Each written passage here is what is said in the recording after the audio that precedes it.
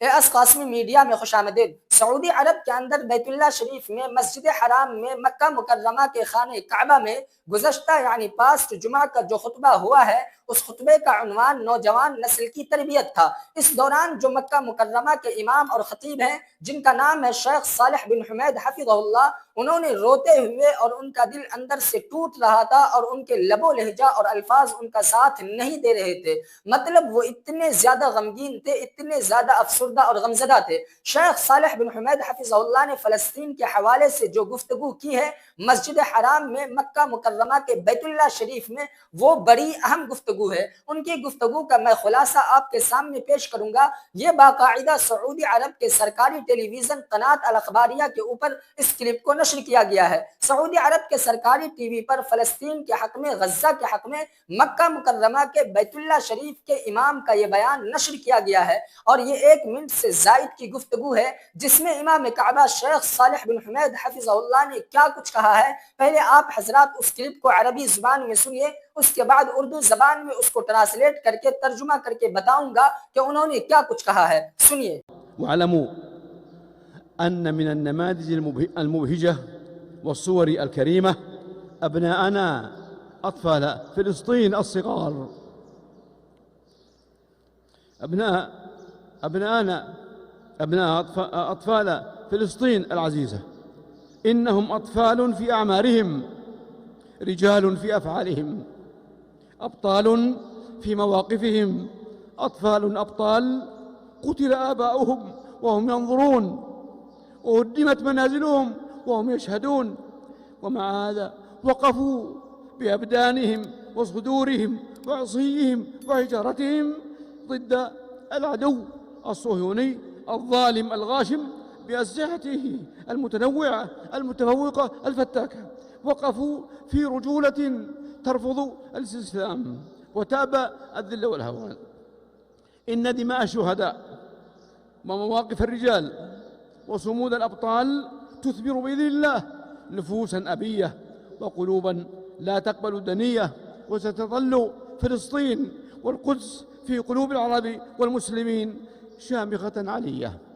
तो आपने सुना इमाम काबा के इस बयान को, जिसमें शेख सालिह बिन हुमैद फरमाते हैं कि फलस्तीन के बच्चों को पूरी दुनिया के मुसलमान उसवे हसना बनाएं, आइडियल बनाएं, और पूरी दुनिया के मुसलमानों के लिए फलस्तीन के बच्चे रोल मॉडल होने चाहिए और उनकी इक्तिदा और पैरवी करनी चाहिए, उनकी इत्तबा करनी चाहिए। ये बात शेख सालिह बिन हुमैद मक्का मुकर्रमा के इमाम ने कही है। आगे उन्होंने ये भी फरमाया कि पूरी दुनिया के बच्चों को बहादुरी और जुल्म के सामने साबित कदम रहना, डटे रहना, जमे रहना, ये सिखाया है फलस्तीनी बच्चों ने। आगे उन्होंने ये भी कहा कि फलस्तीनी बच्चे जिन्होंने अपनी आंखों के सामने, अपनी निगाहों के सामने अपने वालिदैन को, अपने रिश्तेदारों को, अपने खानदानों को, अपने घरों को तबाह होते देखा, सब कुछ छिन जाने के बावजूद भी वो साबित कदमी से, शुजाअत और बहादुरी और दिलेरी से जुल्म के खिलाफ डटे रहे और जुल्म के सामने डटे रहे।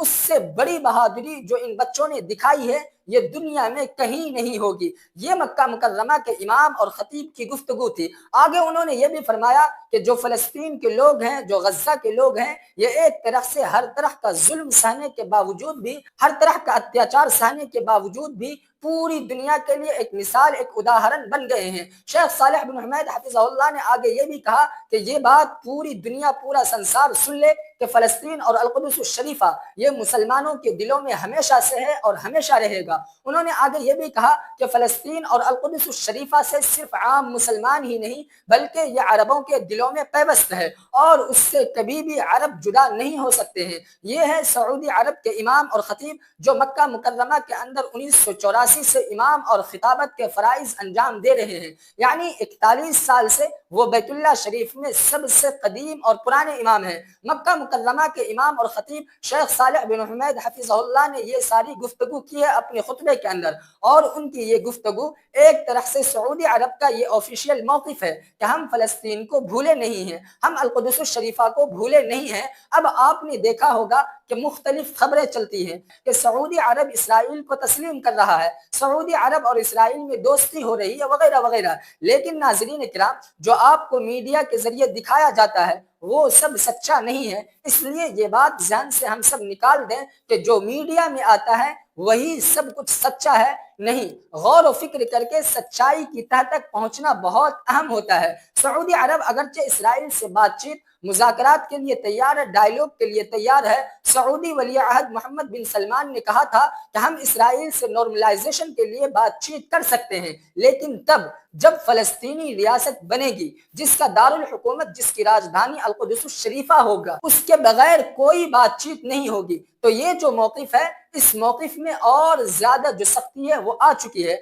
अभी 2 दिनों पहले जो अमेरिकन सेनेटर हैं लैंडसे ओलन ग्राहम, जो कि ट्रंप के करीबी दोस्त भी हैं, उन्होंने कहा था कि सऊदी वली अहद मोहम्मद बिन सलमान इसराइल को रिकॉग्नाइज नहीं कर सकते हैं, इसराइल को तस्लीम नहीं कर सकते हैं। क्यों नहीं कर सकते हैं? जब तक के इसराइल फलस्तीन के हवाले से कोई नरमी या नरमी जैसी कोई चीज सऊदी अरब को न दे दे, इसके बगैर कोई बातचीत नहीं हो सकती है। उसने तो ये भी आगे कहा था कि सऊदी अरब के वली अहद कभी अपने आप को सियासी तौर पर, राजनीतिक तौर पर कत्ल नहीं करवाएंगे। यानी उसका मतलब ये था कि सियासी तौर पर, राजनीतिक तौर पर अगर ये मौकिफ इख्तियार करते हैं तो उनके लिए ये मौकिफ बहुत बड़ा तबाहकुन साबित होगा। बहरहाल अब तक की ये कुछ ताज़ा तरीन अपडेट थी जो आप तक पहुंचाई गई हैं। मजीद तफसीलात आती रहेंगी इंशाअल्लाह। इजाज़त दीजिए। अस्सलामु अलैकुम वरहमतुल्लाहि वबरकातुहू।